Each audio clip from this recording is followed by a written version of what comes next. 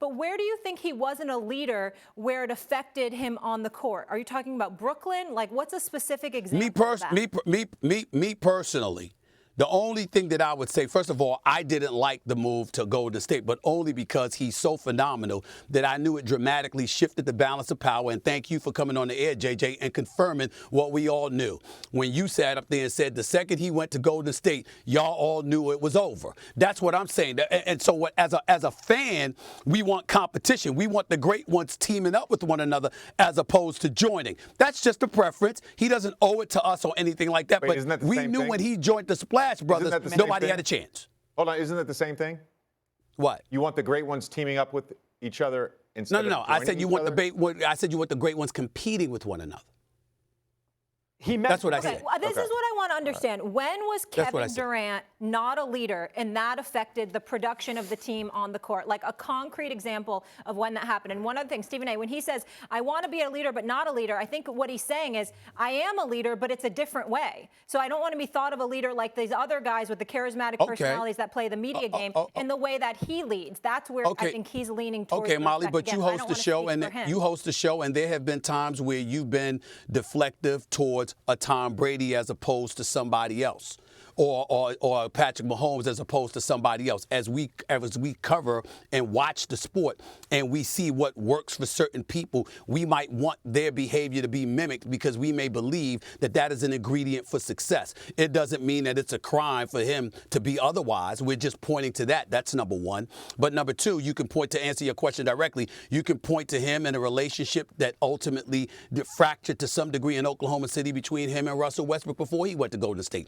You can go to Brooklyn thereafter and look at some of the things that was going on with Kyrie within the organization. I'm not talking about Kyrie being off the court for a potpourri of reasons, but some of the things that was transpiring, like, for example, when Steve Nash was coaching the team, but Kyrie Irving would take players after practice and bring them on the court, basically, to run his own offense and to do what he wanted to do, which was much to the chagrin of people within the Brooklyn Nets organization. Now, that might not be an issue for me, might not be an issue for Doggy, might not be an issue for KD, but people look at that. What does that have to do with Kevin Durant?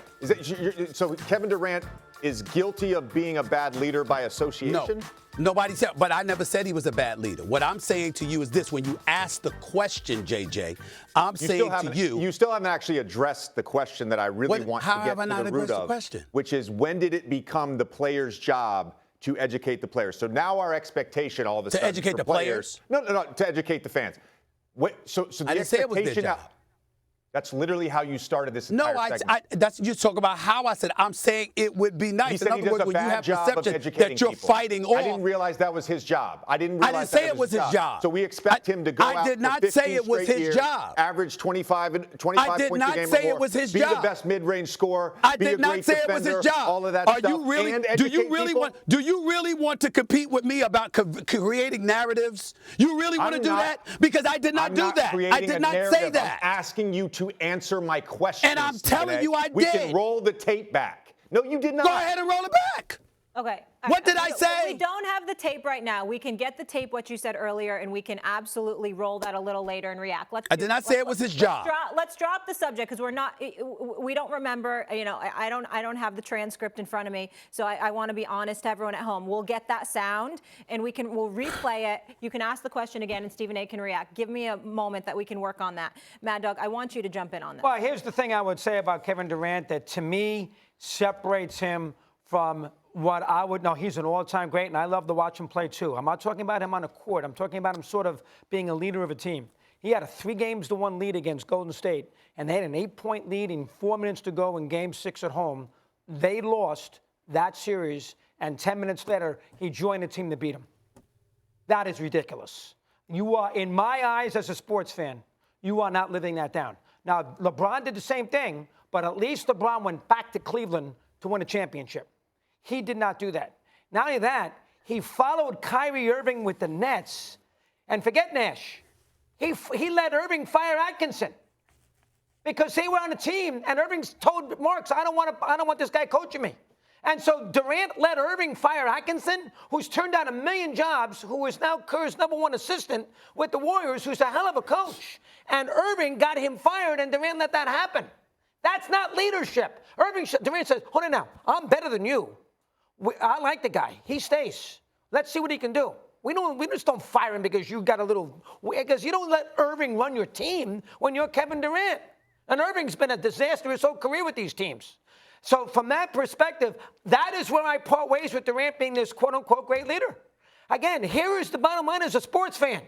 He had a 3-1 lead, and they would have won the title. And they blew that series. And then 10 minutes later, he's in East Hampton, and he signs a contract with a team that just beat him that won 73 games. That's ridiculous. I can't take you seriously as this quote-unquote great leader. He had a right to leave, but not to that team.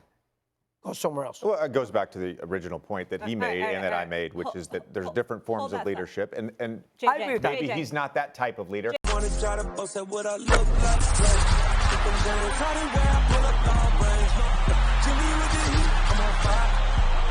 NBA,